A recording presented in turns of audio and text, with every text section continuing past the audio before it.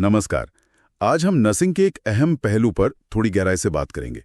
वो है मानसिक स्वास्थ्य का आकलन। हमारे पास ना बीएससी नर्सिंग के 5वें सेमेस्टर की एक किताब है, मानसिक स्वास्थ्य आकलन, नर्सिंग अभ्यास। तो हम उसी के कुछ हिस्सों पर गौर करेंगे। आज का मकसद ये समझना है कि नर्सिंग में ये मेंटल हेल्थ असेसमेंट इतना ज़रूरी क्यों है और इसमें क्या-क्या चीज़ें आती हैं। किताब की भूमिका में प्रोफेसर के रेड्डेमा ने सटीक और सहानुभूतिपूर्ण मूल्यांकन पर काफी जोर दिया है।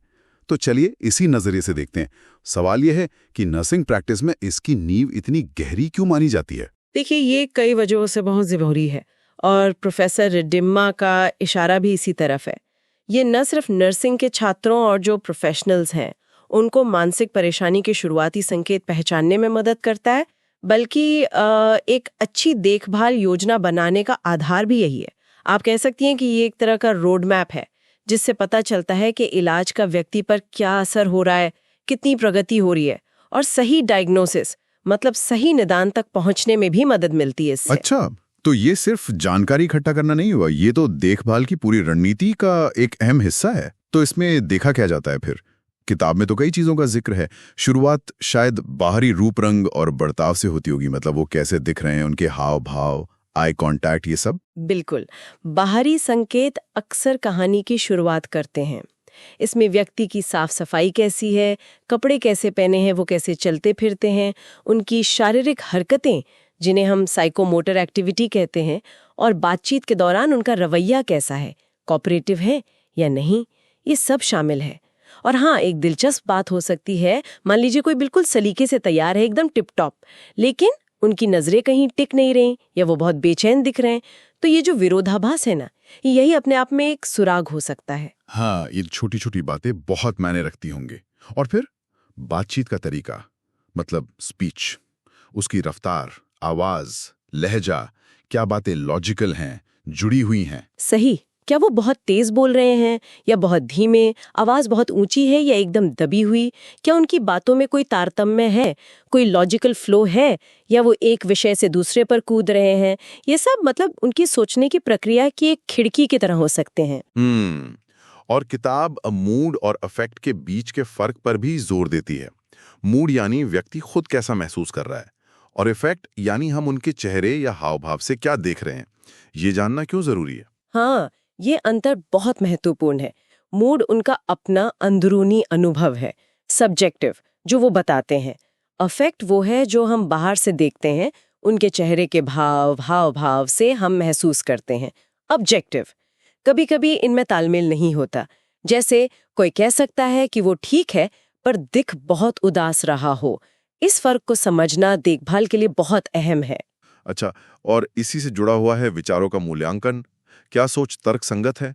किताब में भ्रम, मतलब डिल्यूजन्स या जुनून, ऑब्सेशंस, इनका भी जिक्र है। हाँ, यहाँ ये देखा जाता है कि क्या कोई ऐसे पक्की मान्यताएं हैं जिनका असलियत से कोई लेना देना नहीं है, जिन्हें डिल्यूजन्स कहते हैं, या क्या कोई खास विचार या डर मन पर हावी है, जैसे ऑब्सेशंस या फोबिया। और बहुत जरूरी, कहीं खुद को नुकसान पहुंचाने के विचार तो नहीं आ रहे। ये सुरक्षा के लिहाज से, मतलब सेफ्टी के लिए बहुत ही महत्वपूर्ण है। सही। और फिर आता है परसेप्शन, यानी दुनिया को अनुभव करने का तरीका। जैसे कुछ ऐसा सुनना या देखना जो असल में है ही नहीं, हैलुसिनेशंस। बिल्कुल, या फिर किसी मौजूद चीज को गलत समझ लेना, जिसे इल्यूजन्स कहते हैं। ये चीजें व्यक्ति की वास्तविकता की पकड़ को समझने में मदद करती हैं। इसके बाद हम ध्यान देते हैं कॉग्निटिव फंक्शंस पर, मतलब संज्ञानात्मक क्षमताओं पर। जैसे कि क्या उन्हें समय, जगह और लोगों का होश है, ओरिएंटेशन जिसे कहते हैं, याददाश्त कैसी है, अभी की, थोड़ी देर पहले की और पुरानी बातें, ध्यान दे पा रहे हैं या नहीं। अटेंशन और कंसंट्रेशन। सही कहा।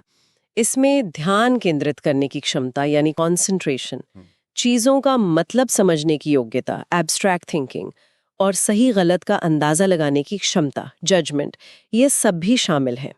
ये सभी दिमाग के कामकाज के बहुत अहम पहलू हैं। और आखिर में इनसाइट, अंतर्दृष्टि। ये बिंदु मुझे खास लगा। किताब कहती है कि ये जानना कि व्यक्ति अपनी स्थिति को कितना समझता है, ये क्यों मायने रखता है। ये बेहद जरूरी है। इनसाइट का मतलब है कि क्या व्यक्ति को यह एहसास है कि उन्हें कोई समस्या है, क्या वे इलाज की जरूरत महसूस करते हैं। अगर इंसाइट कम है या बिल्कुल नहीं है तो इलाज में उनका सहयोग मिलना मुश्किल हो सकता है। तो ये सिर्फ डायग्नोसिस के लिए नहीं बल्कि इलाज की सफलता के लिए भी एक बहुत महत्वपूर्ण कड़ी है। तो मतलब ये पूरी प्रक्रिया काफी गहरी और व्यवस्थित है।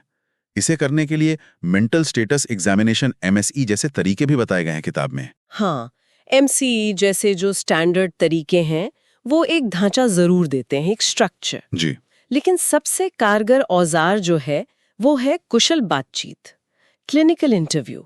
यहाँ पर सहानुभूति से बात करना, खुले सवाल पूछना ताकि व्यक्ति अपनी बात खुलकर कह सके, ये सब बहुत मायने रखता है। यहीं पर प्रोफेसर रड्डेमा की बात फिर याद आती है, संवेदनशील संवाद और व्यक्ति केंद्रित नजरिया, जिसमें उनकी गरिमा और गोपनीयता का पूरा सम्मान हो। तो हमने देखा कि मानसिक स्वास्थ्य का मूल्यांकन सिर्फ जानकारी इकट्ठा करना भर नहीं है, ये असल में व्यक्ति को समझने, समस्याओं को जल्दी पकड़ने, सही देखभाल की योजना बनाने और इलाज की प्रगति पर नजर रखने का एक बहुत ही संवेदनशील और व्यवस्थित तरीका है। बिल्कुल। और जैसा किताब में जोर दिया गया है, ये सब करते हुए व्यक्ति की इज्जत, उनकी प्राइवेसी, उसका ध्यान रखना सबसे ऊपर है। आज की इस चर्चा से एक सवाल मेरे मन में आ रहा है, जब हम किसी के मन और व्यवहार को समझने की कोशिश करते हैं तो उनके अपने अनुभव, मतलब वो कैसा महसूस करते हैं, वो सब्जेक्टिव पार्ट, और हमारे बाहरी अवलोकन जो हम देखते हैं वो ऑब्जेक्टिव पार्ट, इनके बीच संतुलन साधना कितना नाजुक और कितना जरूरी काम है ना? इसी विचार के साथ आज की बात यहीं खत्म करते हैं।